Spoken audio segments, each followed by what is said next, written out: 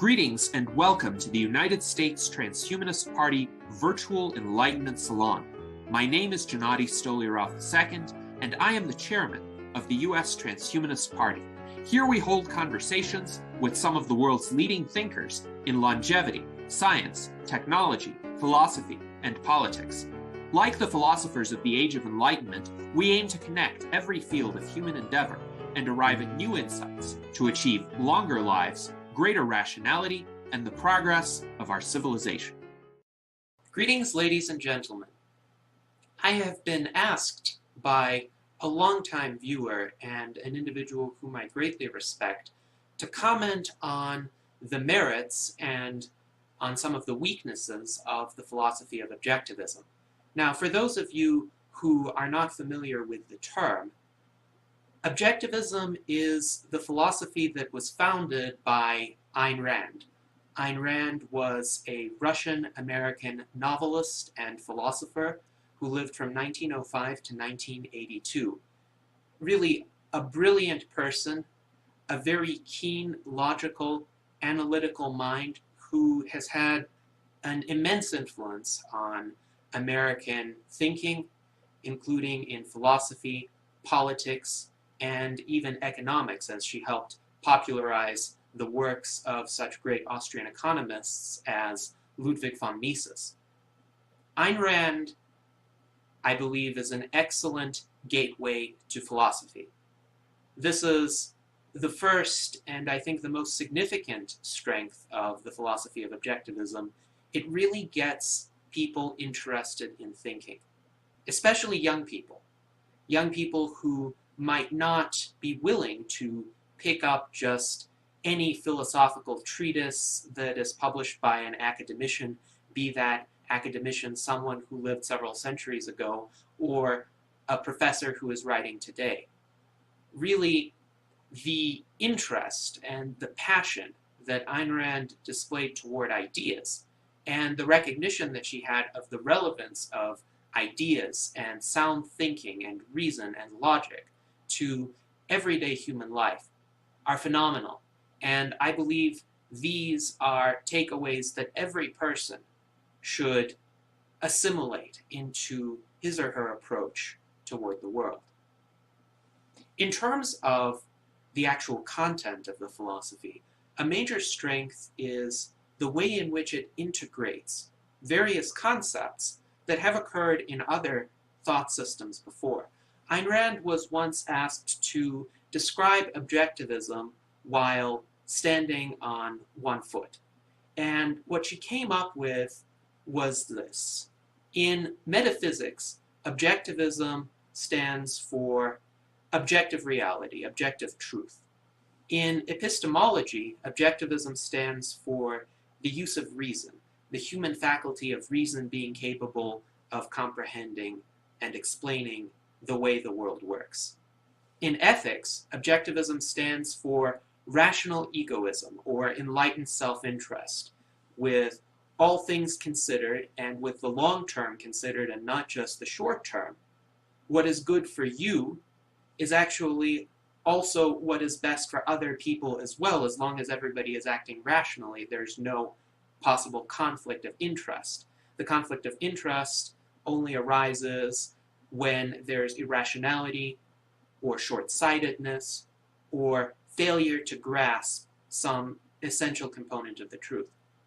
And in politics, Ayn Rand advocated free markets, the liberation of the human mind and the human productive ability to compete, to innovate, to produce, without the sorts of barriers that are often placed on innovation, without force being initiated against producers of value. So I think all of these are excellent concepts, and fundamentally they have my full agreement, and they have certainly appeared in other forms with other thinkers. The idea of an objective reality can be seen as early as the writings of Aristotle. The idea of reason in epistemology was one that drove the Enlightenment. the idea of enlightened self-interest also manifested itself in the writings of certain Enlightenment thinkers such as Voltaire. The idea of free markets, the ideas of individual rights, animated the writings of John Locke and Thomas Jefferson, and economists like Frederic Bastiat, Milton Friedman, Ludwig von Mises, Friedrich Hayek. And certainly what we see is all of these writers focusing on certain aspects of this integration of ideas. But Ayn Rand did a remarkable job in presenting them all as a single structure, a kind of skeletal framework upon which I believe it is essential to continue adding elaborations and further extrapolations in the ongoing search for truth. Another very important strength of objectivism is its powerful expression. Ayn Rand thought of herself as a novelist first, and then as a philosopher, and she only really saw the need to write philosophical nonfiction in order to extend and elaborate upon the ideas that she presented in her novels. Novels such as Anthem, We the Living, The Fountainhead, and Atlas Shrugged. And whatever one thinks of particular elements of those novels, one cannot deny that Ayn Rand's literary style is tremendously gripping and powerful. This is one of the most popular philosophical writers of all time. There have been surveys which essentially placed Atlas Shrugged as second in terms of reader popularity after the Bible, and the Bible has had many thousands of years in order to acquire this sort of popularity, whereas Atlas Shrugged was only published in the late 1950s. And furthermore, a lot of the particular elements of the philosophy of objectivism are quite admirable. There is tremendous respect for productivity and for the human mind. The central premise of Atlas Shrugged is, what would happen if the people of extraordinary ability, the people of the mind, went on strike and just refused to put forth the voluntary efforts of their minds that have essentially advanced human civilization throughout history? What would happen? Societies would collapse.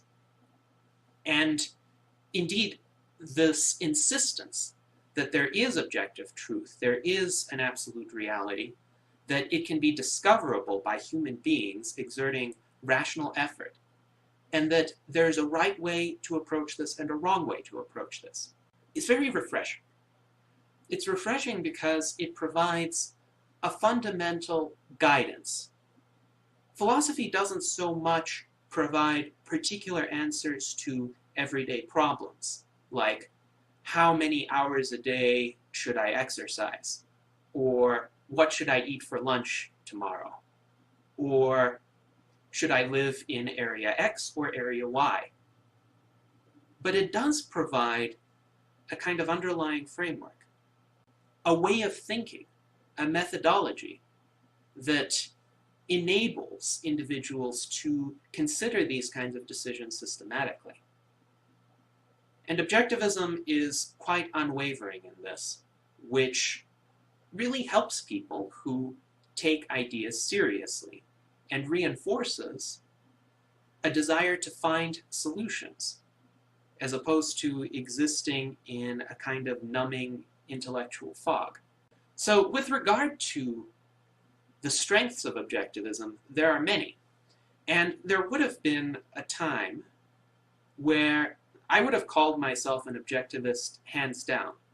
Now I have to qualify this, because there are shortcomings, in my view, to objectivism, at least as it was presented by Ayn Rand, and as it continues to be presented by many of her self-styled followers. Currently, when I'm asked that question, I reply that I'm an objectivist in the broad sense, but not in the narrow sense. In the broad sense, in that I agree with the fundamental premises and the attitude toward life that the philosophy of objectivism entails. but not in the narrow sense, because I do not believe that this binds me to accept any particular philosophical position that Ayn Rand or any one of her followers would espouse. And also, not in the narrow sense, in terms of the fact that I don't accept many of the frankly personal and stylistic idiosyncrasies that characterized Ayn Rand herself and the Objectivist movement. I will not go into the particular idiosyncrasies here, but I would encourage anyone who is interested to read an excellent new biography of Ayn Rand by Anne C. Heller called Ayn Rand and the World She Made. So what are the more general weaknesses of the philosophy of objectivism? One weakness that I have observed in studying the history of objectivism from its early beginnings to the present is a tendency toward dogmatism, insularity, and intolerance. The willingness to ostracize anyone who dissents from the philosophy, either fundamentally or in any peripheral statement on which Ayn Rand or Leonard Peikoff, her intellectual heir, so-called intellectual heir, or other prominent objectivists have espoused in any length. So, for instance, anyone who questions to any degree a position that Ayn Rand had on abortion or intellectual property could be ostracized as not a true objectivist. And even if they say they're not an objectivist or don't consider themselves an objectivist, they could still be ostracized for being a, quote, evader, someone who has allegedly been presented with the truth but still refuses to accept it. I don't accept this characterization of dissenters as evaders. I do not think it is fruitful. I do not think it makes for productive intellectual discourse. I do not think it advances the search for truth. Because to characterize someone as an evader assumes that this other individual has a perfect glimpse into the mind of the person doing the characterizing, that this individual has had the same background, the same intellectual build-up to the particular conversation. Even if you're right and the other side is wrong, characterizing the other side as an evader presumes that you can just get away with briefly stating, oh, this is the truth, and everyone is supposed to intellectually bow down to you and accept it. Well, if this were the way the world worked, then while it would certainly be a much better world, there would be fewer errors and fallacies and atrocities that sometimes stem from errors and fallacies. Where in human history has that ever happened? It's important to be realistic in spreading true ideas and rational ideas. It's important to understand that even if you make the best possible case, or what you think is the best possible case, a well-meaning, intelligent person may still have reservations and may still want further evidence or may still disagree based on that person's unique set of experiences and concerns. And in order to really get across to that person, taking a confrontational or a condemnatory stance isn't going to help matters one bit. In order to get across to that person, one needs to genuinely understand where that person is coming from. And until one actually understands that person's background and assumptions, one cannot persuade that person. One can only alienate that person by characterizing them as evasive or evil. And to be sure, there are evil people in the world. There are mass murderers, there are terrorists, there are bigoted, intolerant fanatics. But chances are, if someone is willing to have a civil intellectual discussion with you, that person is not such a one. I think, in that sense, though this is not a formal principle of objectivism, many objectivists fail to grasp the distinction between statements and ideas that can be true or false, actions that can be right or wrong, and persons that can be good or evil. They make the leap between an idea being false and the espouser of that idea being evil, which I believe is something that needs to be combated vigorously if objectivism is to have greater prominence and if the search for truth is to have greater prominence. Now, I want to say that this is not a tendency of all people who call themselves objectivists, because this is really quite a diverse set of people. On the one hand, we do have dogmatically intolerant individuals who believe that every word that Ayn Rand ever wrote must be accepted in order for one to consider oneself an objectivist, people like her self-styled intellectual heir Leonard Peikoff. On the other hand, we have individuals like David Kelly, who considers himself an open objectivist and who believes that an objectivist thinker must be a thinker first and an objectivist second. Very admirable mentality, one that recognizes that ideological systems evolve. They assimilate new ideas over time. They work out existing ideas simply by the fact that no one thinker can ever write about everything, so other thinkers have to come in and fill the gaps or maybe correct the errors in what that first thinker wrote about.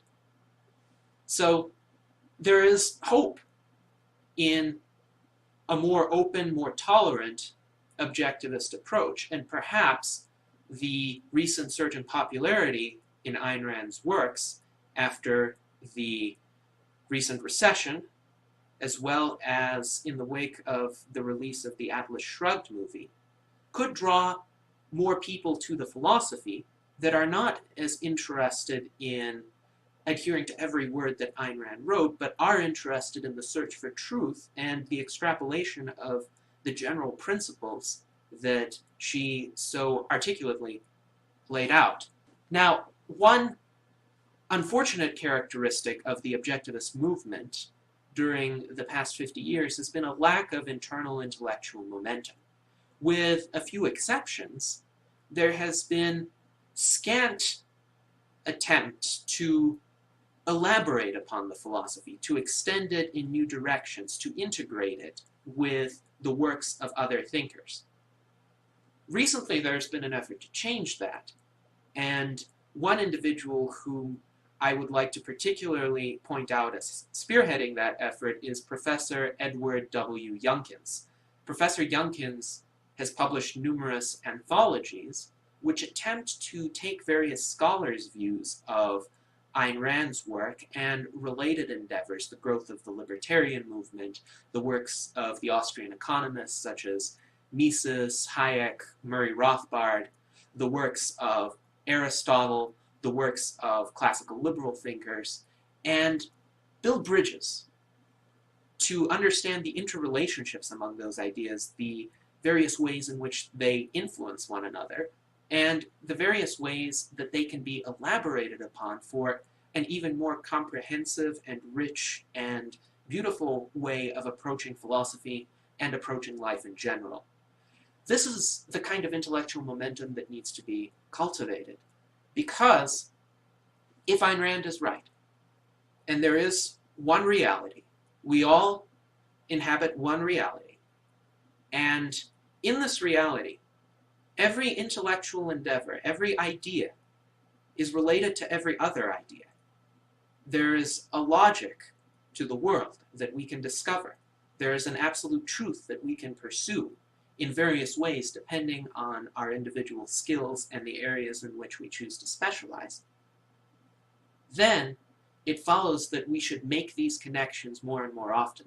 We should not just content ourselves with what Ayn Rand wrote or with what any one person wrote. Now, another obstacle to overcome, a weakness of objectivism as it has been historically and is now in some quarters, is a kind of particularism. Once again, there is a behavioral tendency, I think in part sparked by Ayn Rand's own very insistent personality. And I'm trying to be as diplomatic as possible, but once again, I encourage you to read Anne Heller's biography to get a better understanding of what I actually mean by that. So this personality is very oriented on particularism, on particular items in one's life symbolizing something supposedly broader, and if one does not adhere to these particular norms or behaviors or preferences, then one is somehow implicitly rejecting that broader symbolism.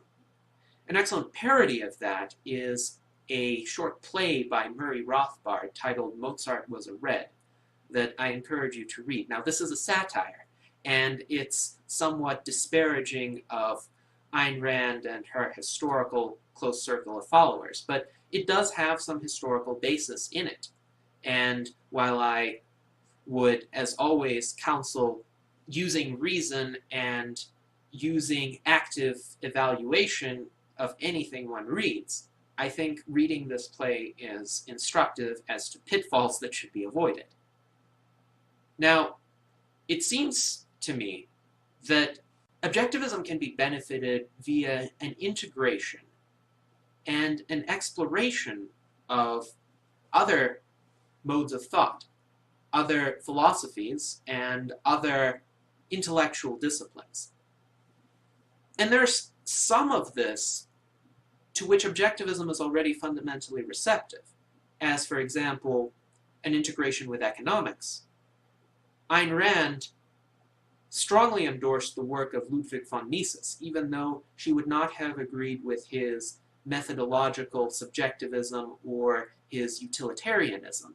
Nonetheless, she considered him to be one of the best economists alive during her time. And I think it's important to look at the works of Austrian economists as studying human action and studying the implications of policies and generally the way human societies evolve and interact internally among their constituent individuals. It's important because while it's not a normative system, it is a system of considerable explanatory power. It actually tells us, for instance, what will happen if, all other things being equal, a politician raises the minimum wage. Well, all other things being equal, there will be a rise in unemployment. A lot of other intervening factors can come about, but if the rate of unemployment falls after the enactment of the minimum wage, we know that the decline is due to something else. It's not due to there being a higher minimum wage. Other philosophies with which objectivism can be integrated, or at least the relationships can be explored, are classical liberalism, the thoughts of Enlightenment philosophers, such as John Locke, Denis Diderot, François-Marie Arouet de Voltaire, and classical economists, Adam Smith, Frédéric Bastiat, David Ricardo. I would say none of these thinkers is right 100% of the time on 100% of the issues. But there is so much wisdom and there is so much beauty in what they have written that to miss all of that simply because one thinks that a particular philosophy has more truth in it would be regrettable. Another philosophy with which objectivism should be integrated is transhumanism, the desire to essentially transcend human bodily limitations, including limitations on our lifespan, through the use of technology and science. This is a new way of using reason to radically transform the human condition, and it has precedent throughout all of history. Throughout history, human life expectancy has risen dramatically, and there have been numerous technological interventions, including medical interventions, that have been responsible. On the other hand, many objectivists still believe that the finitude of life is somehow needed to give it closure, or that without death, life can have no meaning because one needs to be constantly making an affirmative choice between life and death. And to that I will say that if it really is the case, as the objectivist ethic states, that the fundamental choice of a human being is between life and death, and that it is a virtue to be consistent in making one's choices, as objectivism prides itself on logical consistency, then it is certainly consistent to choose life consistently over death, which means if death is unacceptable to me right now in my present state, then it would mean that death should be unacceptable to me always. And in particular, if science and technology are able to preserve my bodily integrity and my biological youth indefinitely, as scientists such as Aubrey de Grey and Ray Kurzweil predict will happen in the lifetimes of many who are alive today. This is, I think, a great way to make objectivism a cutting-edge philosophy, a philosophy that not only attempts to interpret or rationalize the way things currently are, or accept the current order or disorder, in fact, of the world as somehow natural and normal and good, but rather a philosophy that attempts to break out of those limitations. In many ways, objectivism already tries to do that in its radical insistence on individual freedom and on productivity and the use of the mind, and on its rejection of conformity and complacency and collectivism in favor of individualism, individual rights, and technological progress, at least within the scope that most objectivists today analyze it. If we break out of the more fundamental limitations of human involuntary mortality, it does not eliminate the fact that we have chosen to do so, that we still affirmatively choose life over death. I do not think the necessity for that affirmative choice at some level, however remote to our everyday experience, will ever go away, because these interventions to achieve indefinite human life will be deliberate and technology-driven, and driven by human logic and reason and their continual application. And one other group of people who could really improve objectivism are innovative objectivists. Individuals who don't care so much about strict adherence to everything that Ayn Rand wrote, but care more about the relevance of her ideas to their individual lives and individual contexts, and the ways in which her ideas can interact with the ideas of others in order to perpetuate the search for truth. Once again, in the words of David Kelly, an objectivist thinker must be a thinker first and an objectivist second. Thank you very much. I hope that this has laid out my position with regard to objectivism, both in its strengths and in its weaknesses, as well as outlined possibilities for improvement and reasons to be hopeful with regard to the future of this philosophy. Greetings, ladies and gentlemen. Today we are going to address yet another argument which somewhat indirectly has been leveled against the proponents of eternal human longevity. And this argument, I think, really needs to be challenged because it comes from Ayn Rand. And Ayn Rand, in general, is a philosopher who has a lot of rational ideas. I agree with most of the fundamental principles that Ayn Rand advocates. However, in some of her particular reasoning, at least if that reasoning is applied to the wrong context, she can be off target, and she can be off target in such a way as to retard further progress. Now, the argument that is often leveled is that achieving indefinite human longevity would turn human beings into Ayn Rand's description of the immortal, indestructible robot. On page 15 of The Virtue of Selfishness, Ayn Rand writes, "To make this point fully clear, try to imagine an immortal, indestructible robot, an entity which moves and acts, but which cannot be affected by anything, which cannot be changed in any respect, which cannot be damaged, injured, or destroyed. Such an entity would not be able to have any values. It would have nothing to gain or to lose. It could not regard anything as for or against it. as serving or threatening its welfare, as fulfilling or frustrating its interests. It could have no interests and no goals. Now, with regard to that passage, there are several things that could be said in relation to prolonging human life indefinitely and lifting the death sentence that hangs over all of us. Now, the first thing that can be said is at no point in time will human beings become the immortal, indestructible robots that Ayn Rand describes. And the very simple reason for this is that our existence is physical, and it is contingent on certain physical prerequisites being fulfilled. Now, the moment one of these physical prerequisites is not fulfilled, our existence ceases. And this will always be the case, even if we no longer have a necessary upper limit on our lifespans. For example, people who attempt to live longer, people who succeed in that attempt by successfully combating senescence, could still get run over by a car. They could still experience a plane crash.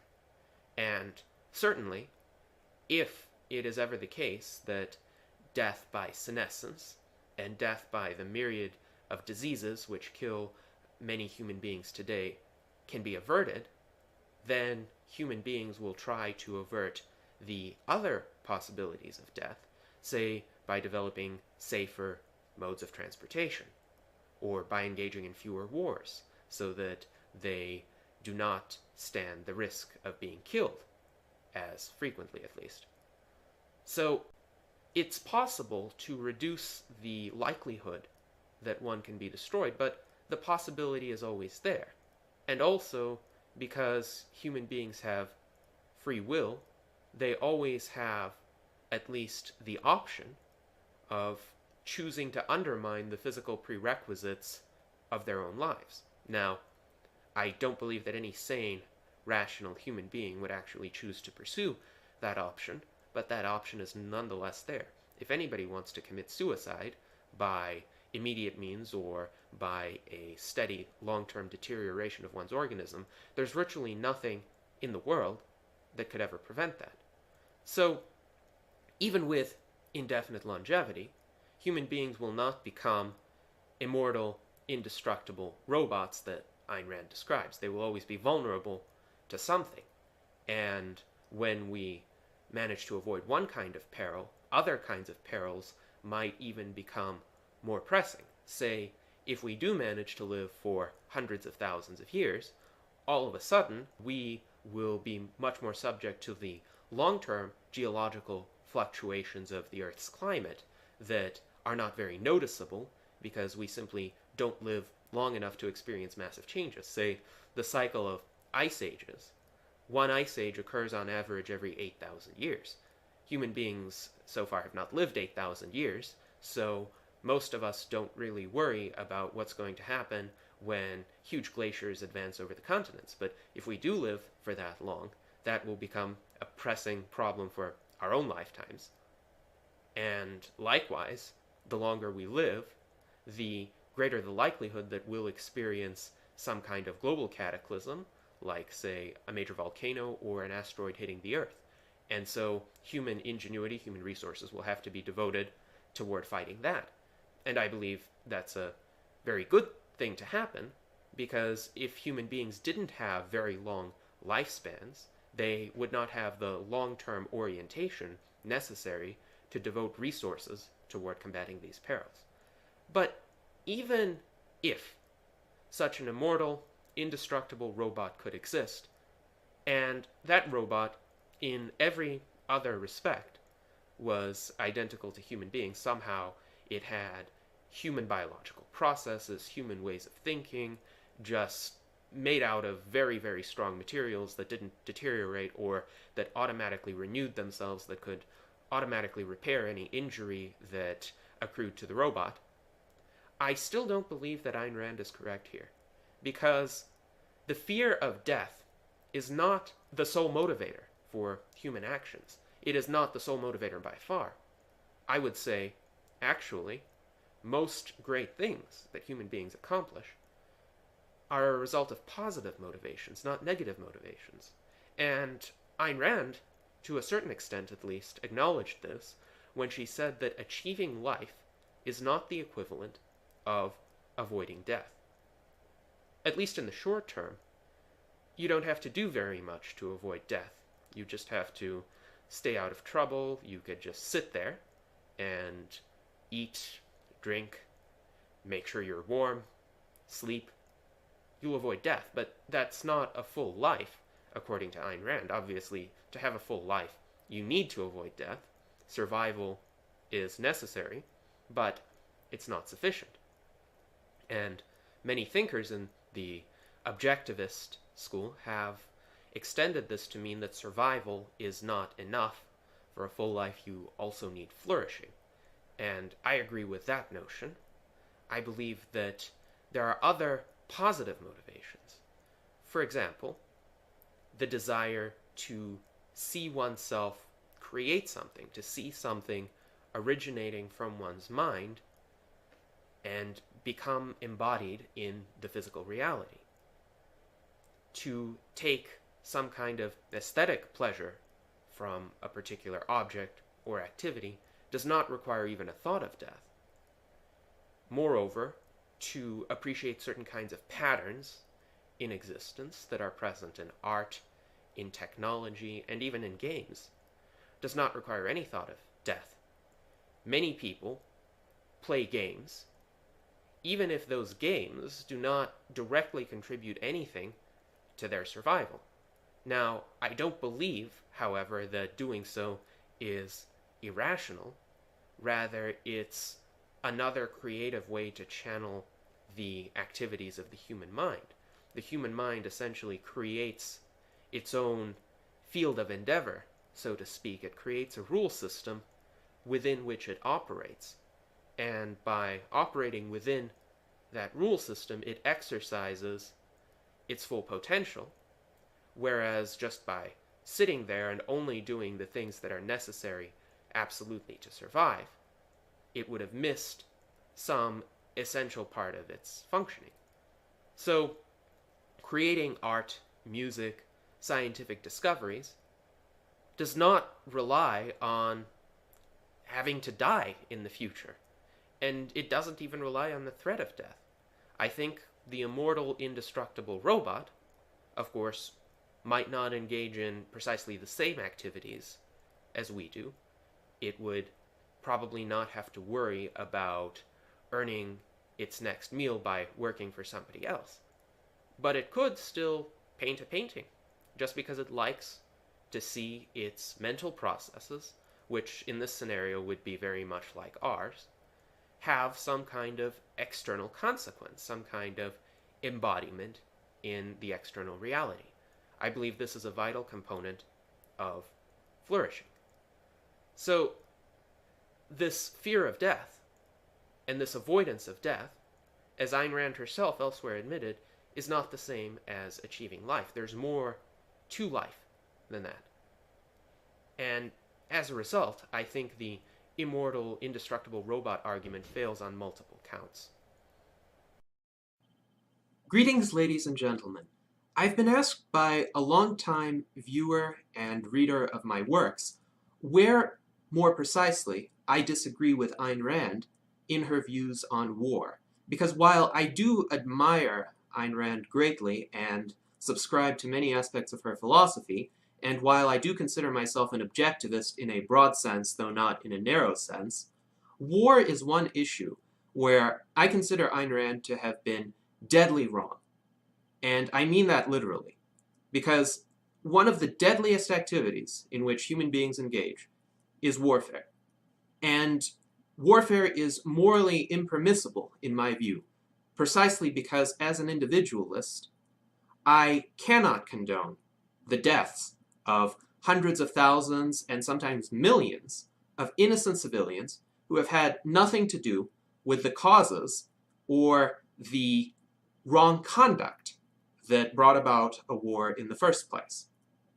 Unfortunately, Ayn Rand's views on war do have some amount of influence today, particularly through the so-called orthodox objectivists and their organization, the Ayn Rand Institute, which has recently been trumpeting every instance of U.S. overseas interventionism, including the most recent fiasco in Iraq, as well as trumpeting a U.S. invasion of Iran for over a decade now. So Ayn Rand made some comments during her speeches at the Fort Hall Forum during the 1970s, and the Ayn Rand Institute has proudly placed excerpts from those speeches where Ayn Rand specifically deals with war on its website in order to, at least in their view, justify their own highly belligerent positions. Those are positions that go beyond even what the Bush administration held its prerogatives to be in Iraq. For instance, the Bush administration still thought itself to be restrained by the traditional just war theory. Well, Yaron Brook, the executive director of the Ayn Rand Institute, wrote a very lengthy treatise about why he thought just war theory was inappropriate and dangerous and destructive. And furthermore, as a role model, he recommended General William Tecumseh Sherman's March to the Sea in 1864, where Sherman deliberately burned the homes of peaceful civilians in the American South as a way to sap the morale of the Confederate government and effectuate a quicker surrender. For me, as an individualist, as someone who detests the notion of collective guilt, the idea of Sherman's March to the Sea and the atrocities that were perpetrated there, including the murders of innocent civilians, is thoroughly repugnant. So what I would like to do today is go through those statements that Ayn Rand made and refute them point by point to show you that really her arguments on this particular issue do not hold up. And while Ayn Rand was a strong philosopher in terms of the fundamental ideas in her philosophy, she held many peripheral views, such as her views on war, that do not directly follow from her philosophy, and that a consistent view of principles such as individualism would actually suggest that the opposite is true. So let's begin. Ayn Rand was asked, what do you think about the killing of innocent people in war? And this is what she said. This is a major reason people should be concerned about the nature of their government. The majority in any country at war is often innocent. But if by neglect, ignorance, or helplessness they couldn't overthrow their bad government and establish a better one, then they must pay the price for the sins of their government, as we are all paying for the sins of ours. And if people put up with dictatorship, as some do in Soviet Russia and some did in Nazi Germany, they deserve what their government deserves. Our only concern should be who started the war. Once that's established, there's no need to consider the, quote, rights of that country because it has initiated the use of force and therefore stepped outside the principle of rights. Now, those were Ayn Rand's words directly, so I am accurately representing her position here, but I think it's completely false. And here are three reasons. First of all, people, including large masses of people, might want to overthrow a bad government, but do not have the means to do so and fear for their lives.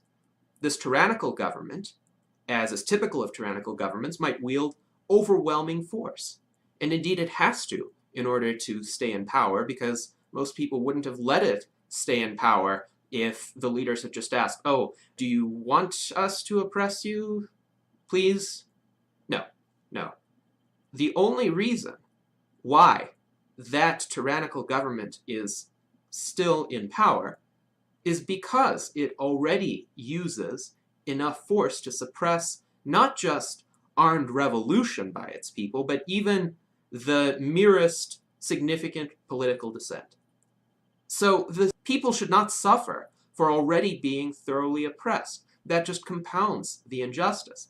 In Iraq, under Saddam Hussein, there was a brutal tyranny, and Saddam Hussein was an arbitrary, capricious, bloodthirsty dictator. There's no doubt about it. But were the Iraqi people any better off when the United States federal government imposed decade-long sanctions that are estimated to have contributed to the deaths of about 1 million Iraqi children, and then bombed Iraq to essentially a pre-industrial situation where running water, electricity, sanitation were largely lacking and had to be rebuilt very poorly through infusions of billions of US taxpayer dollars. Is that just? Or is that just a further exacerbation of the injustice of Saddam Hussein's regime?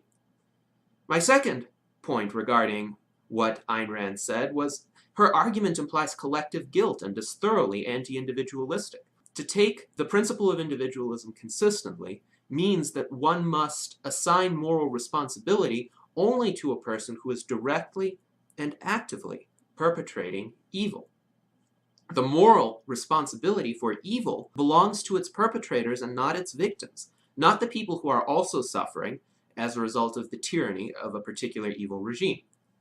Countries do not initiate wars qua countries because there's no such thing as a collective agency. There's only individual agency. The leaders of those countries, the individuals within the governments of those countries who take active measures to initiate those wars, and to a certain extent, the members of the military, particularly the higher-ups within those countries who participate in those wars, are the only individuals who are responsible and the only individuals who deserve punishment.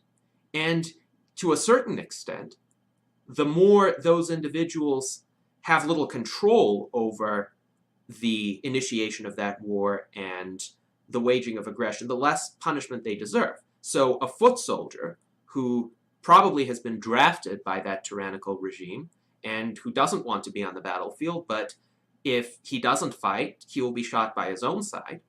He should not be punished for the damage that is done in that war. His generals might be culpable, probably are. The politicians in that country are definitely culpable. But the principle of individualism requires a very fine discernment. The collective countrywide guilt that Ayn Rand posits in her remarks is the complete antithesis of individualism, and it has no place in a philosophy that champions egoism and rational selfishness and regard for each man and each human life as a value in and of him and itself. Third, Ayn Rand's argument ignores the fact that only proximate causation, or the so-called but-for rule, can legitimately be used to attribute responsibility. And this goes back to a long-standing legal principle within every free or semi-free country. The but-for rule says that it's only the immediate event that caused a particular harm, and the perpetrator of that event that can be held responsible for that harm. So let's say you are walking in a very disreputable part of town, and somebody trips you and causes you to fall on the sidewalk and injure yourself. That person cannot have the excuse of, oh, well, you put yourself in danger when you chose to walk in that very disreputable part of town. Because had you not chosen to go there, well, you wouldn't have fallen and injured yourself. No. If he hadn't been there to actively trip that victim, then the injury would not have occurred. So it is the last action that could have been avoided, but that brought about the harm, that is the action that's identified as being responsible for the harm. And the person who had a choice over whether or not to inflict that action is the guilty party. Nobody else is the guilty party. The doctrine of proximate causation is very important, and it's the only rational way of assessing guilt or innocence. Because if that idea were not true, if anything but the proximate cause of a particular harm could be held responsible, then any action could be traced back to and blamed on the acts of a previous generation, or even on the formation of the earth. Well, nobody could be held responsible for murdering anybody because, look, the earth was created some 4.6 billion years ago, and then evolution took hold, and lo and behold, human beings evolved imperfectly. Human beings did not evolve an innate capacity to suppress all urges toward murder and destruction. So a particular murderer killing a particular victim Well, there can be no blame in that. That murderer was just acting out the consequences of imperfect human evolution. This is the kind of absurd, slippery slope that a lack of respect for the doctrine of proximate causation can lead to.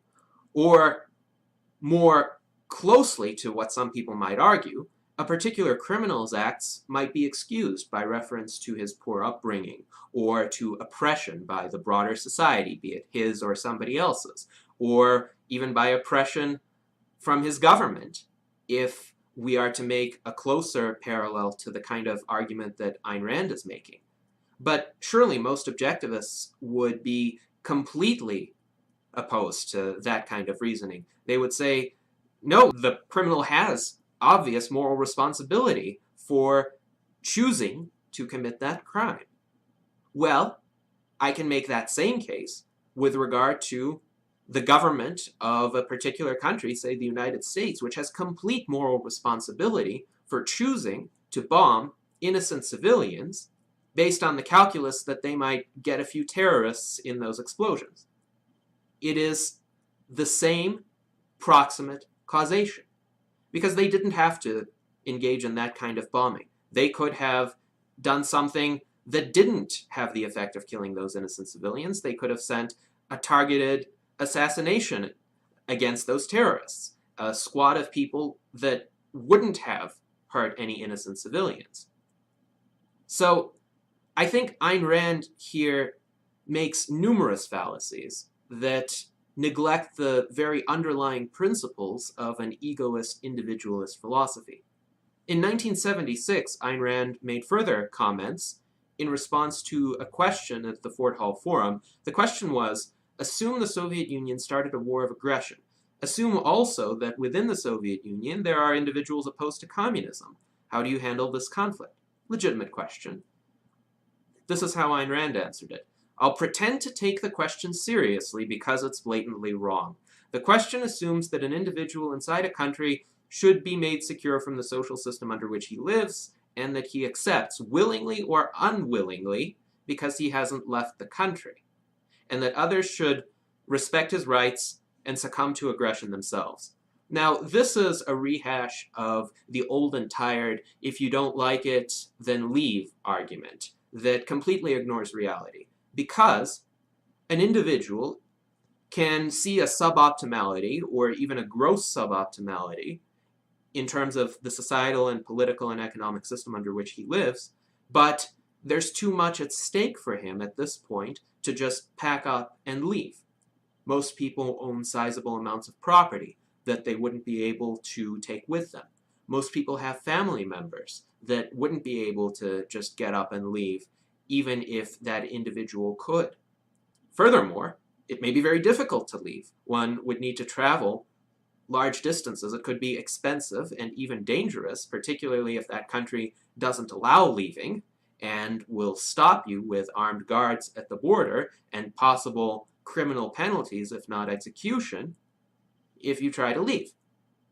So it's not like there's this perfect world in which an individual can perfectly actualize the ideal situation in which he would like to live, and it's just a question of leaving a suboptimal situation.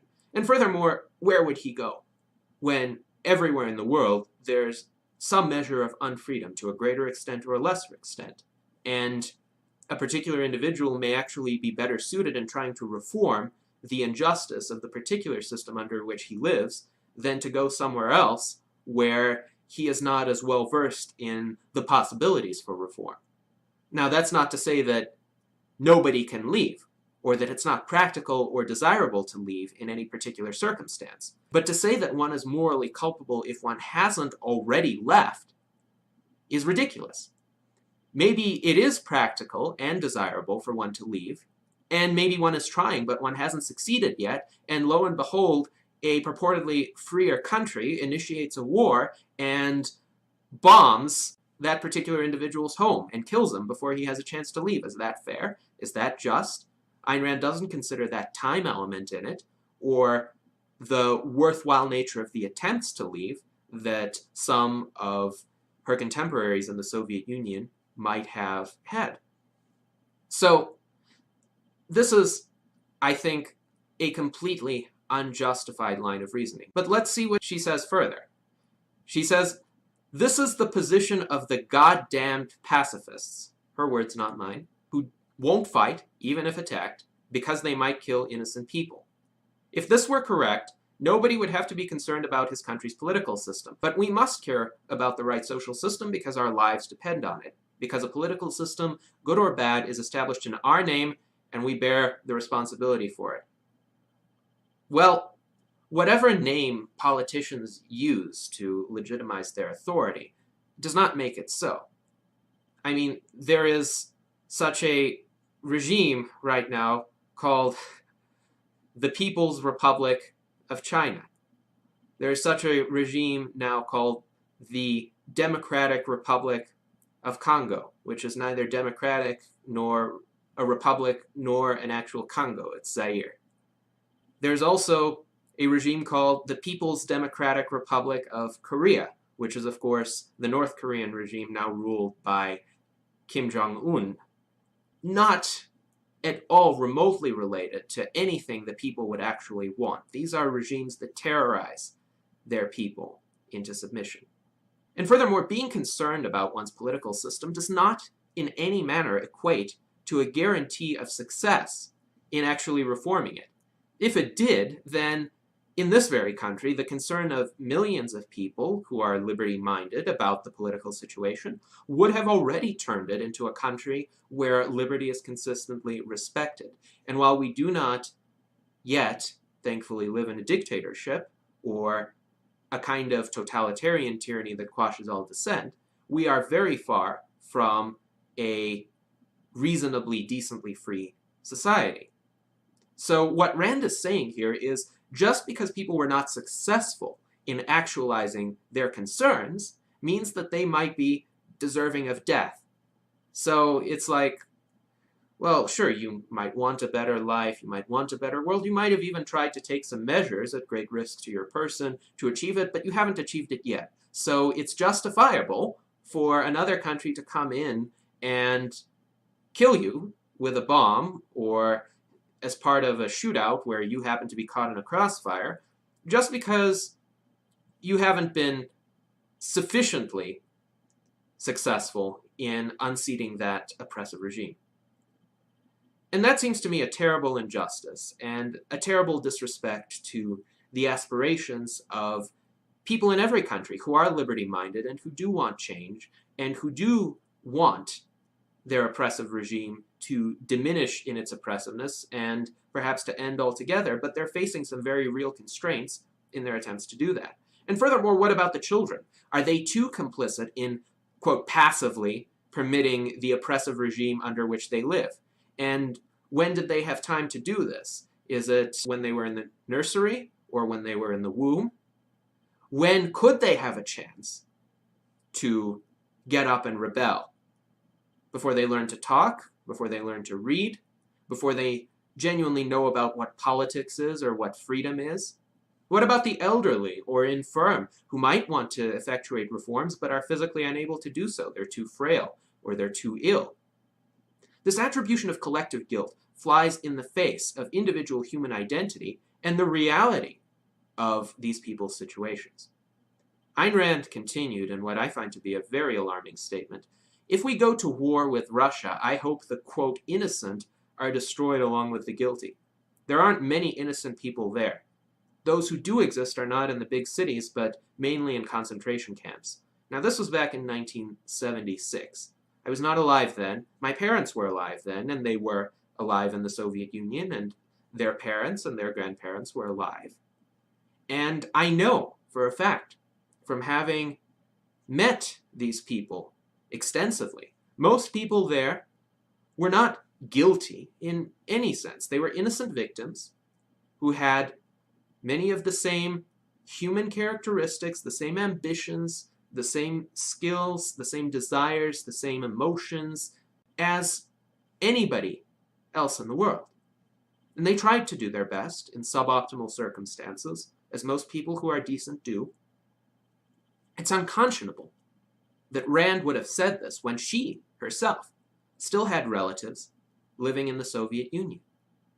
And while I can't look inside her mind, perhaps it was an attempt to distance herself from their humanity, to make her separation from them feel less intense or less affecting, or to express some resentments that she had against them.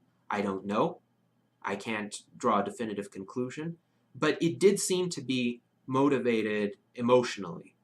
And it has no place in civilized discourse to say that one would hope for innocent people to be eliminated in that way. Civilized discourse that I would disagree with could include a claim that, well, it's regrettable that innocent people die, but that's collateral damage, that's the nature of war, some greater good might justify it. Now, I think that's completely wrong, but it is, I think, an acceptable argument in civilized society. But this is just bloodthirst, in my view, and as much as I respect Ayn Rand, I have to say this, because I do not condone it. From a moral perspective, this is the exact opposite of what a civilized person ought to be thinking and ought to be saying, irrespective of what that person's position on the morality or desirability of war is. Ayn Rand continues by saying, nobody has to put up with aggression and surrender his right of self-defense for fear of hurting someone else, guilty or innocent. When someone comes at you with a gun, if you have an ounce of self-esteem, you answer with force, never mind who he is or who's standing behind him. If he's out to destroy you, you owe it to your own life to defend yourself. And my answer to this is there's always another way. If there's this one-on-one confrontation and you're an innocent person who is being threatened by an assailant, it may be possible to lure the assailant elsewhere and shoot him or escape him where there wouldn't be bystander casualties. And of course, every individual circumstance is different, but Ayn Rand had an excellent essay on the ethics of emergencies where she specifically dismissed these kinds of lifeboat instant decision scenarios, precisely because they're not reflective of reality, and they're not what ethics is all about. Ethics is about the principles that animate day-to-day life. In such a situation where reasoned reflection and consideration of all the alternatives is possible. And sure, if you are in the heat of the moment, you're facing an assailant, you want to live, it's very difficult to react in an exactly desirable, optimal manner. You do essentially what is quickest in a manner that would save your life. And sometimes there may be unfortunate consequences, unintended consequences to that. But still, in many of these circumstances, there's another way. And this situation is not really analogous to a war in any event, because in a particular war, especially when the decision is made as to whether to go to war, whether to initiate the bombing of a particular city, say in the Dresden fire bombings of World War II, or the atomic bombs that were dropped on Hiroshima and Nagasaki, which are, by the way, loudly endorsed by the Ayn Rand Institute. Those kinds of decisions are not act now or die situations. They do allow for extensive reflection and deliberation on the part of the officials who are making those decisions. And there is an inexhaustible variety of ways in which such a conflict might play out and either be escalated or de-escalated or even altogether prevented, depending on the actions and the decisions of individuals who hold responsibility for a large number of lives on their shoulders. So it's not appropriate to compare this to a mugging on the street. It's not a reflexive kind of response that is merited. Rather, it's precisely a very thoughtful response. A response that picks out the optimal outcome, the outcome that minimizes the amount of damage to innocent civilians. And in this world, one does not have to achieve perfection and achieve complete success in order to be a completely ethical person. But one cannot succumb to injustice or try to legitimize or rationalize injustice, where injustice is the deliberate infliction of harm upon an innocent other, without being unethical. So one could say, for instance, there is a terrorist, somewhere, and this terrorist is known to have committed a criminal act. It may be possible to send a targeted mission to get rid of that particular terrorist, and with the best of intentions, just target that particular person. But someone happens to die, and it's a tragedy. I could see that being an ethically justifiable scenario. But in a war, that's ruled out of the question altogether, because a country enters a war with its leaders knowing that civilians are going to die. And their calculus isn't, we're going to try to avoid all civilian deaths, but if there are any, well, that's very unfortunate. Their calculus is, there's a certain number of civilian deaths that, while unfortunate, we're going to have to accept right up front in order to wage this war. And because all wars lead to this, is precisely why I, as an individualist, and as someone who believes that one ought to, at least in the attempt, be ethical and not deliberately condone injustice. This is why I find war to be unacceptable. In 1977, Ayn Rand further discussed this issue at the Fort Hall Forum. She was asked, can you defend one country attacking another? And her response was, the source of this kind of statement is the idea that nations do not exist, only individuals, and if some poor, non-communist blob in Soviet Russia doesn't want an invasion, we mustn't hurt him. First of all, a very emotionally loaded kind of response, and a very derisive response to characterize people who were yearning for freedom in an unfree society, which in itself was a tremendously courageous kind of position to take. So she continues, but who permits governments to go to war? Only a government can put a country into war, and the citizens of that country keep their government in power. This is true in the worst dictatorships. Even the citizens of Soviet Russia, who did not elect the communists, keep them in power through passivity.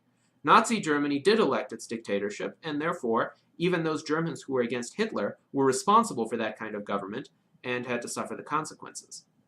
So my answer to this is, it's not as if the citizens of Soviet Russia could do much against a highly organized and ruthless Communist Party and Red Army apparatus. And it's not as if the citizens of Nazi Germany could do much against a highly organized and ruthless Wehrmacht and SS apparatus. If they tried, as many of them actually did, they would just find themselves in a grave before they would otherwise have been. There was a student group in Germany during the Second World War called the White Rose, led by the now famous Hans and Sophie Scholl. And these were very conscientious individuals who found the Nazi regime to be unacceptable. So they simply expressed their dissent peacefully. They broadcast leaflets opposing the war and opposing Hitler's regime. And they were discovered, they were tried, publicly humiliated, and executed. And they did not hasten the end of the war. Rather, they just essentially sacrificed their own lives, because while they were good people, and they were very well-intentioned people, they were no match for the brute force of that regime. And this is one thing about the world, one aspect of it that Ayn Rand failed to recognize, and that is that justice and reason and virtue in the world do not always have might on their side. And when the forces of oppression and destruction and evil have more might on their side, they will simply overwhelm the forces of virtue and reason. And so sometimes the forces of virtue and reason have to play a kind of covert game. They have to bide their time and wait for an opportunity to resist the oppression in such a manner as to minimize the harm to themselves and hope to bring about a better day where being rational and virtuous and just can actually lead one to flourish as opposed to be executed or bombed or shot and lose all chances at a further opportunity for flourishing. So the choices for most of these people were to acquiesce, flee, or be killed. And fleeing was not always safe either. And while Ayn Rand managed it, many others were blocked or died trying. So it's a tremendous risk. And for people who either took that risk and failed, or decided that it was too much of a risk, that they would rather bide their time and try to reform the system from within, however covertly, or just outlive the system and try their chances in its aftermath. To condemn those people, to judge those people to be guilty of death is thoroughly unjust and anti-individualistic and neglectful of reality and the constraints that reality imposes on people. Ayn Rand continues by saying, individual citizens in a country that goes to war are responsible for that war. This is why they should be interested in politics and careful about not having the wrong kind of government. If, in this context, one could make a distinction between the actions of a government and the actions of individual citizens, why would we need politics at all? Well, first of all, a government is not a perfect reflection of the will of its citizens or a mirror image of what they desire.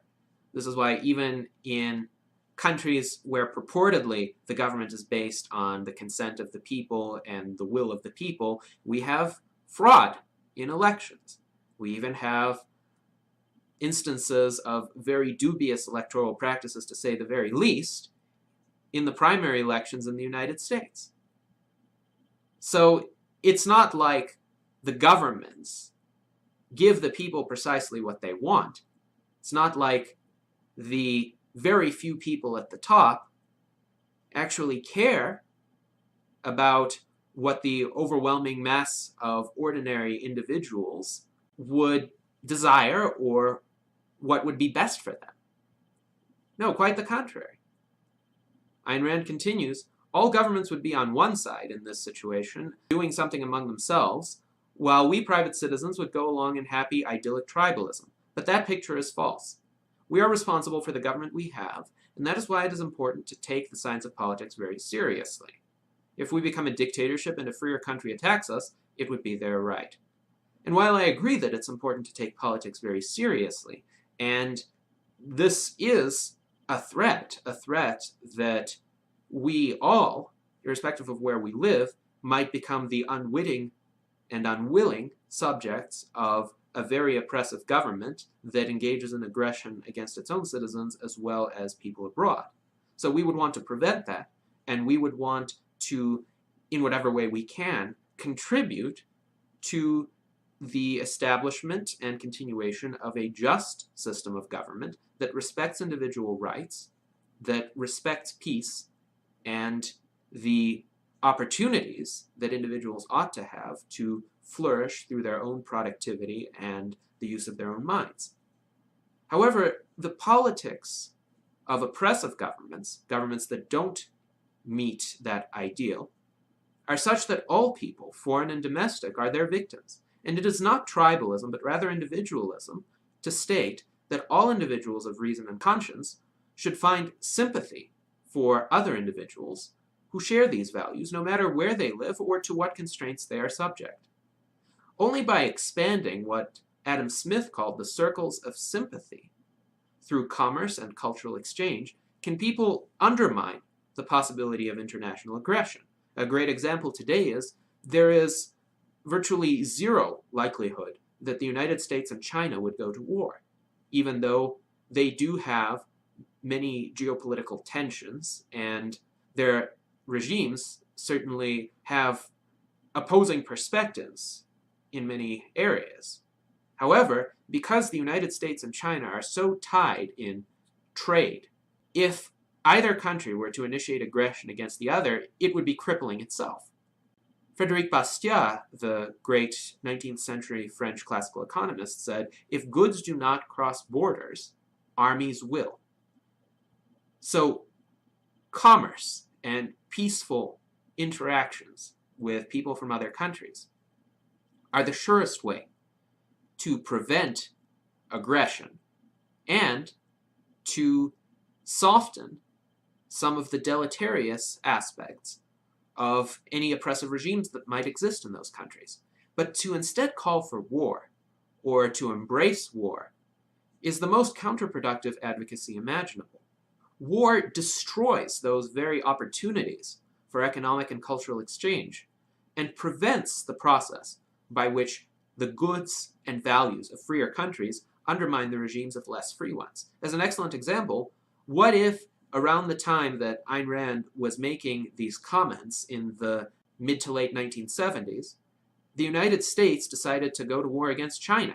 Ayn Rand would have thought, well, it's justified because China is an oppressive communist tyranny led at the time by Mao Zedong, and the people there deserve to suffer because of what Mao was doing to them. Well, it's very fortunate that the United States government decided not to engage in war against China, because what happened in China was a gradual and certainly incomplete liberalization, but a tremendous improvement over what existed there during Mao's era.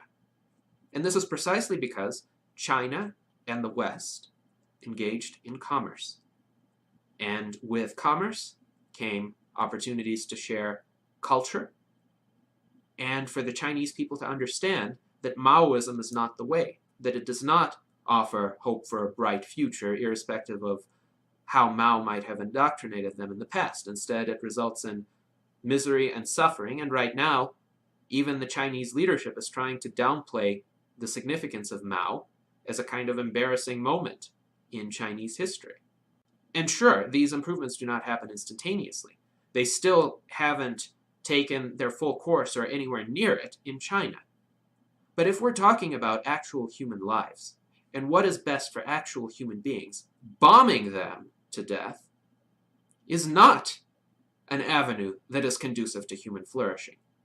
If we want a world that actually embodies the principles of objectivism, and not one that is vindictively destroyed because people in many places fall short of those principles, then we need a very thoughtful and measured and deliberate and peaceful approach toward bringing those improvements about. Thank you very much, ladies and gentlemen, and I hope I have convinced you that individualism and rational egoism are not compatible with war or with justifying the deaths of innocent civilians. Greetings, ladies and gentlemen. Zoltan Istvan's new novel, The Transhumanist Wager, has been compared to Ayn Rand's Atlas Shrugged. But to what extent are the books alike, and in what respects? To be sure, the story and the writing style are gripping, the characters are vivid, and the universe created by Istvan gave me an experience highly reminiscent of my reading of Atlas Shrugged more than a decade ago. Even this alone allows me to highly recommend The Transhumanist Wager as a work of literary art, a philosophical thriller. Moreover, the didactic purpose of the novel, its interplay of clearly identified good and evil forces, and its culmination in an extensive speech where the protagonist elaborates on his philosophical principles, as well as its punctuation by multiple smaller speeches throughout, provide clear parallels to Atlas Shrugged. Giulio Prisco calls the philosophy of the Transhumanist Wager's protagonist, Jethro Knights, quote, an extreme militant version of the radically libertarian formulation of transhumanism. However, this is the area where I perceive the most significant departure from the parallels to Atlas Shrugged. Ayn Rand's philosophy of objectivism, which she did not like to be called libertarian, though it was in essence, has the principle of individual rights and the rejection of the initiation of force at its ethical core. Galt's Gulch in Atlas Shrugged was formed by a withdrawal of the great thinkers and creators from the world of those who exploited and enslaved them. However, there was no active conquest of that world by Rand's heroes. Rather, without the men of the mind, the power structures of the world simply fell apart on their own accord. Jethro Knights creates his own seasteading nation, Transhumania, a fascinating haven for innovation and a refuge for transhumanist scientists oppressed by their governments and targeted by religious fundamentalist terrorism. The concept of an autonomous bastion of innovation is timely and promising. It was echoed by the recent statements from Larry Page of Google in favor of setting aside a part of the world to allow for unbridled experimentation. Transhumania, due to its technological superiority, spectacularly beats back a hostile invasion by the combined navies of the world. It is when the transhumanians go on the offensive that the parallels to Galt's Gulch cease.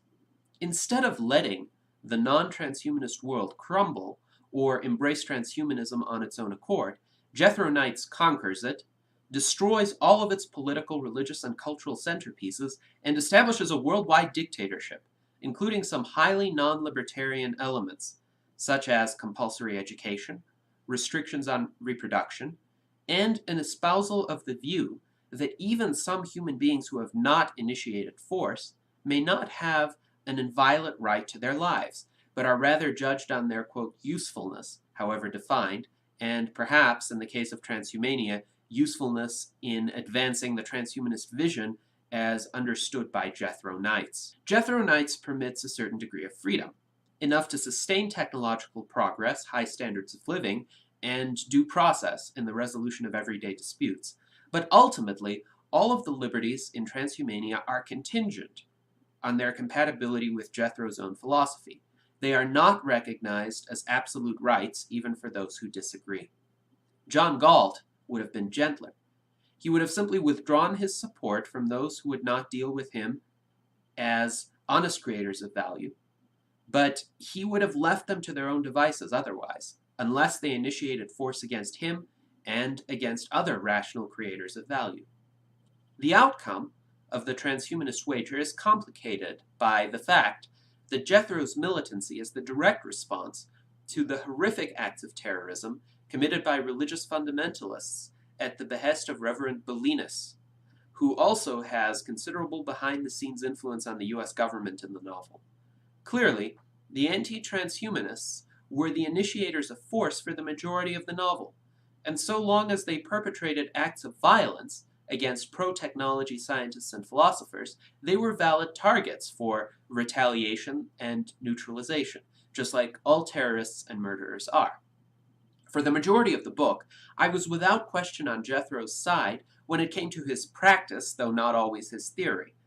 But it was upon reading about the offensive phase of his war that I came to differ in both, especially since transhumania had the technological capacity to surgically eliminate only those who directly attacked it or masterminded such attacks, thereafter leaving the rest of the world powerless to destroy transhumania, but also free to come to recognize the merits of radical life extension and general technological progress on its own, in a less jarring, perhaps more gradual process. An alternative scenario to the novel's ending could have been a series of political upheavals in the old nations of the world, where the leaders who had targeted transhumanist scientists were recognized to be thoroughly wasteful and destructive, and were replaced by neutral or techno-progressive politicians who, partly for pragmatic reasons and partly arising out of their own attraction to technology, decided to trade with transhumania instead of waging war on it.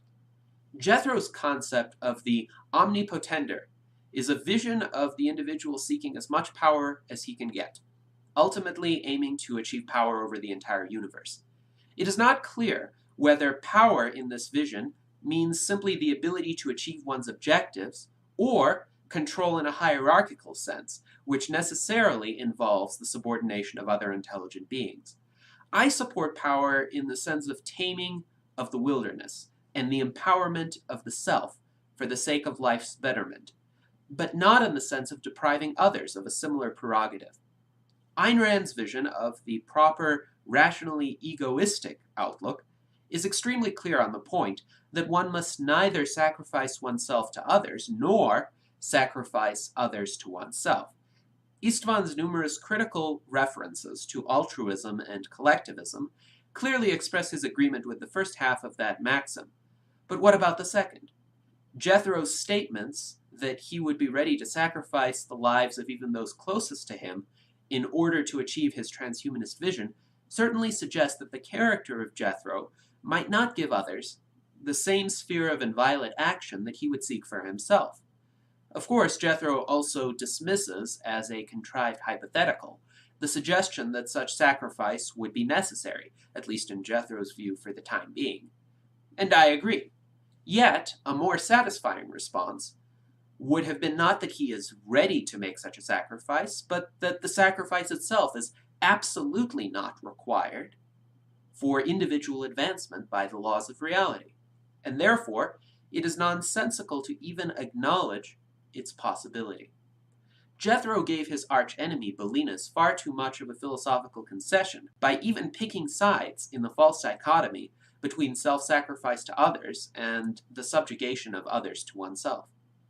Perhaps the best way to view the transhumanist wager is as a cautionary tale of what might happen if the enemies of technological progress and radical life extension begin to forcefully clamp down on the scientists who try to make these breakthroughs happen. A climate of violence and terror, rather than civil discourse and an embrace of life-enhancing progress, will breed societal interactions that follow entirely different rules and produce entirely different incentives from those which allow a civilized society to smoothly function and advance. I hope that we, at least in the Western world, can avoid a scenario where those different rules and incentives take hold. I am a transhumanist, but I am also a humanist, in the sense that I see the advancement of humanity and the improvement of the human condition as the desired aims of technological progress. In this sense, I am fond of the reference to the goal of transhumanists as the achievement of a humanity plus. Transhumanism is, and ought to be, fundamentally a continuation of the melioristic drive of the 18th century Enlightenment, ridding man of the limitations and terrible sufferings which have historically been considered a part of necessary so-called human nature, but which are in reality the outcome of the contingent material shortcomings with which our species happened to be burdened from its inception. Will it be possible to entice and persuade enough people to embrace the transhumanist vision voluntarily? I certainly hope so, since even a sizable minority of individuals would suffice to drive forward the technological advances which the rest of humanity would embrace for other non-philosophical reasons. In the absence of a full-fledged embrace of this humanistic vision of transhumanism, at the very least I hope that it would be possible to sneak around the common objections and restrictions and achieve a technological fait accompli through the dissemination of philosophically neutral tools such as the internet and mobile devices that enhance individual opportunities and alter the balance of power between individuals and institutions. In this possible future, some of the old cultural baggage, as Jethro would refer to it, would most likely remain, including religions, which are among the hardest cultural elements for people to give up. However, this so-called baggage itself would gradually evolve in its essential outlook and impact upon the world, much like Western Christianity today is far gentler than the Christianity of the 3rd, 11th, or 17th centuries. Perhaps instead of fighting transhumanism, some representatives of old cultural labels will attempt to preserve their own relevance amidst transhuman-oriented developments. This will require reinterpreting doctrines and will certainly engender fierce debate within many religions, as well as many political and societal circles.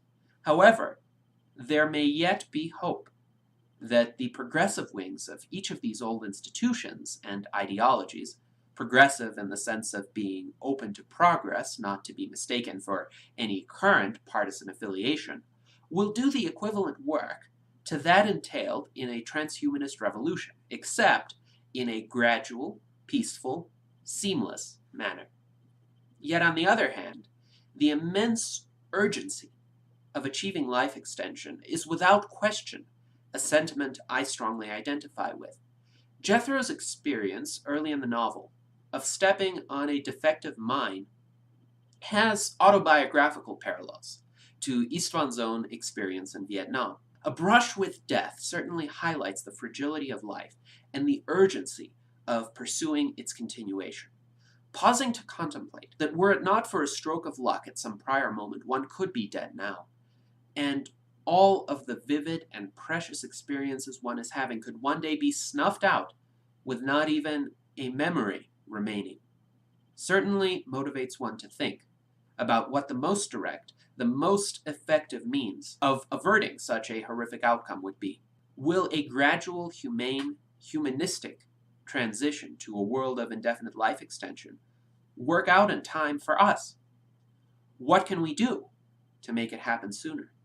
Can we do it within the framework of the principles of libertarianism in addition to those of transhumanism? Which approaches are the most promising at present, and which, on the other hand, could be counterproductive? How do we attempt to enlist the help of the so-called mainstream world while avoiding or overcoming its opposition?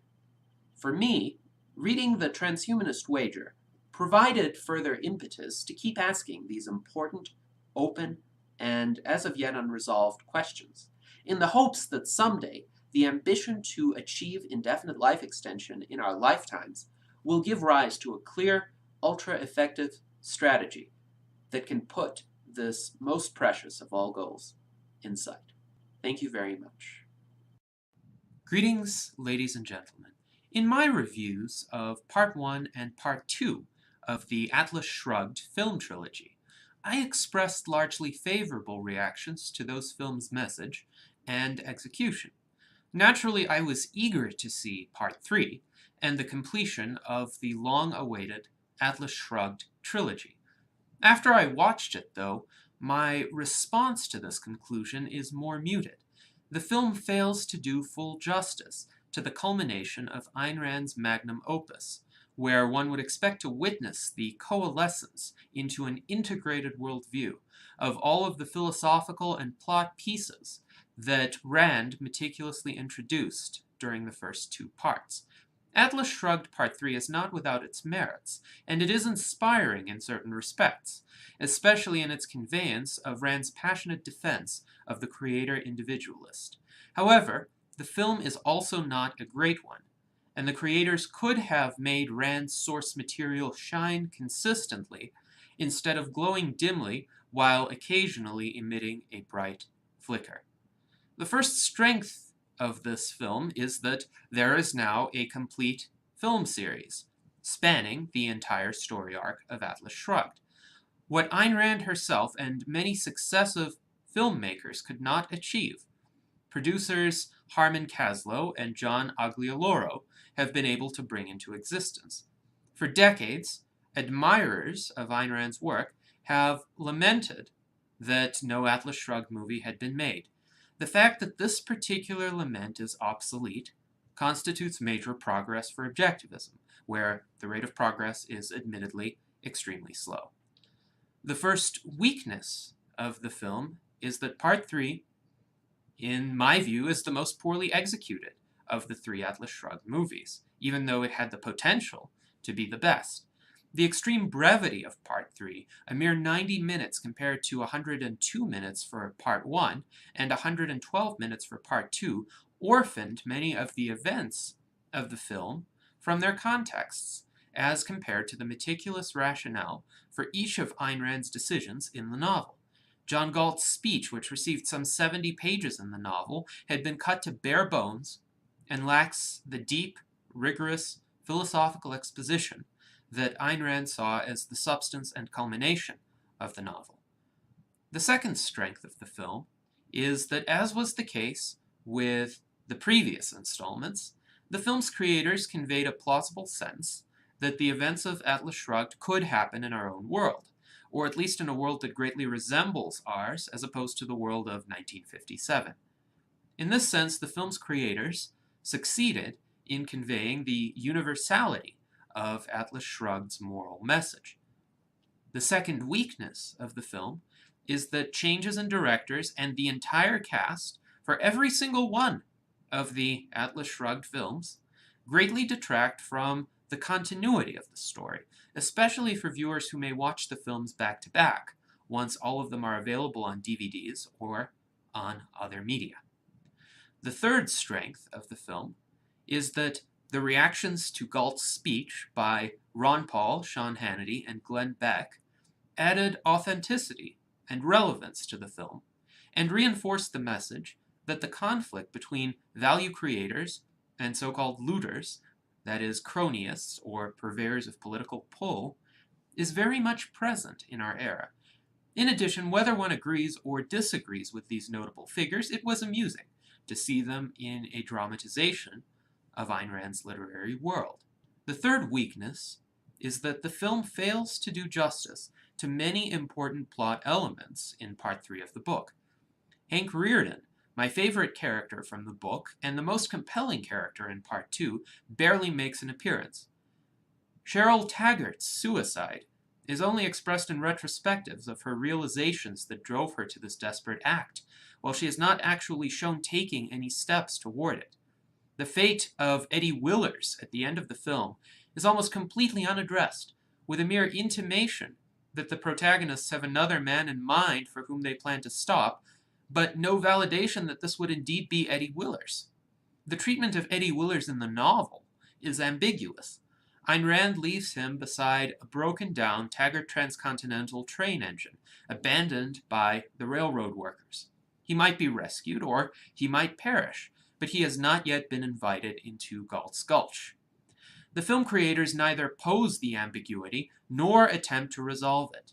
For me, the fate of Eddie Willers, a sincere, moral, hard-working man who respects the achievements of heroic individualists, but is not, according to Rand, one of them, is a key concern in Atlas Shrugged. I think Rand treated him with undeserving harshness, considering that people like Eddie Willers, especially if there are millions of them, can be tremendous contributors to human flourishing. The film creators missed an opportunity to vindicate Eddie and give him some more serious hope of finding a place in the new world created by the inhabitants of Galt's Gulch. In Galt's Gulch, the film shows Dagny Taggart explaining her plan to have a short railroad built to service Francisco d'Anconia's new copper mine. But who would actually physically build the railroad and do the job well, if not people like Eddie Willers? The fourth strength is that the film's narrator does a decent job at bridging the events of the previous two installments and the plot of Part 3. The events in the film begin with Dagny Taggart crash landing in Galt's Gulch, and even those who did not read the book or watch the preceding two films would be able to follow how and why she got there. The film is also excellent in displaying the corruption, incompetence, spitefulness, and callous scheming of the crony corporatist establishment that Rand despised and that we should despise today. The smoky backroom scene where the economic planners toast to the destruction of Minnesota is one of the film's high marks, a memorable illustration of what the mentality of sacrificing the parts for the whole actually looks like. The fourth weakness is that while moderately effective at conveying narratives of events, and generally decent in its treatment of ethics and politics, the film does not do justice to the ideas of metaphysics and epistemology, also featured prominently in Atlas Shrugged. Furthermore, the previous two films were generally superior in regard to showing, in addition to telling, the fruits of the creative efforts of rational individualists, as well as the consequences for a society that shackles these creators. In the Part 3 film, many of the scenes utilized to illustrate these effects seemed more peripheral than central to the book's message. Much of the footage hinted at the national and world events that take place in the book, but did not explicitly show them. Amid these strengths and weaknesses remains an opportunity to continue the discussion about the undoubtedly crucial implications of Ayn Rand's message to today's political and societal climate, where there looms the question of how much longer the creator individualists who power the motor of the world can keep moving forward in spite of the increasingly gargantuan obstacles placed in their way by legacy institutions. Any work that can pose these questions for consideration by wider numbers of people is welcome in an environment where far too many are distracted by the bread and circuses of mindless entertainment. Atlas Shrugged Part 3 is a film with intellectual substance and relevance, and so is worthy of a relatively short time commitment from anyone interested in Ayn Rand, objectivism, philosophy, and current events. However, those who watch the film should also be sure to read the novel, if they have not already done so, in order to experience much greater depth of both plot and philosophical ideas. Thank you very much.